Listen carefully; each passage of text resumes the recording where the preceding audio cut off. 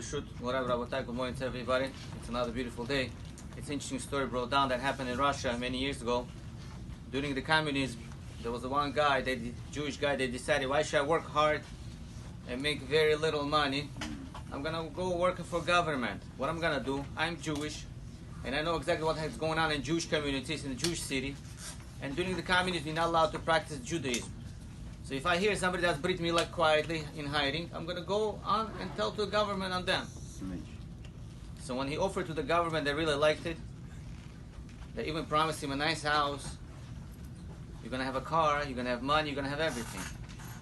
So every time he hears that somebody is doing Brit Milah quietly in the basement, hidingly, he goes on and tells to the government. He hears somebody does a shechita to make a kosher meat before the holidays, he tells on the government. So when government finds out, they usually take those people, they send them to Siberia. Sometimes before the government comes to check, everything was already finished, so they couldn't have, they didn't have any evidence. So some people end up being in Siberia, some people end up being without a father, without a family members. Well, every action has its own reaction. He was having a lot of fun, he's making money, he got a house as they promised him, they gave him a car, which was almost impossible to obtain one in Russia. Many years later, his kids grew up. 3 of his sons became big. So now he was looking for shidduch for his boys.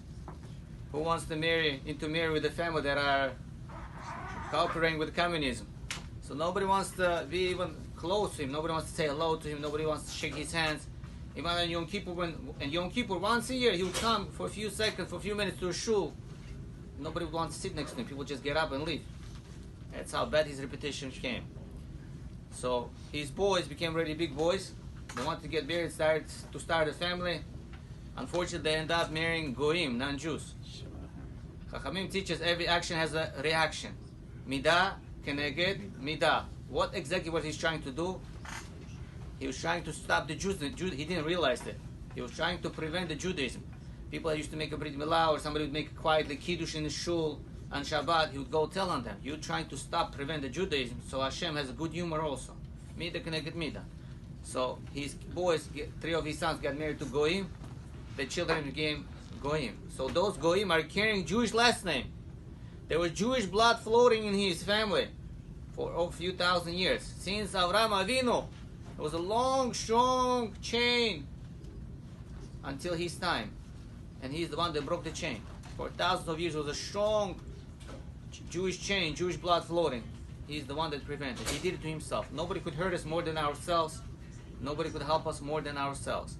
Chachamim teaches midah keneged midah. Measure for measure. Well, the way we treat others, that's how Hashem treats us. But it's all matter of time.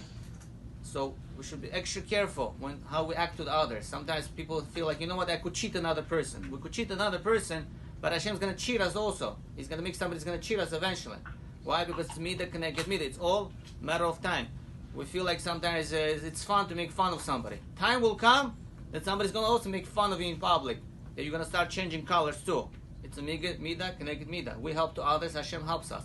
Avraham Avinu was ish chesed, and his wife Sarah. They used to help to the others. They used to feed the poor people. Feeding the poor people, giving lives. So Hashem did a midah keneged midah, measure for measure. They're not supposed to be having children. Abraham and Sarah, at the late age, they got a child. They're giving out lives by feeding others, so Hashem gave them a life in their house. A child was born. Same we find in Yitzchak Avinu.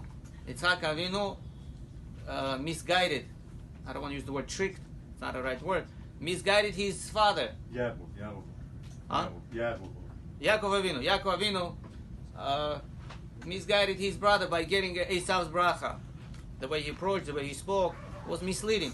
It came back to Yaakov many years later. How did it come back? When he wants to get married to Rachel, love from the first sight, that he met her by the well of water. He wants to get to Rachel. He worked so hard for Rachel.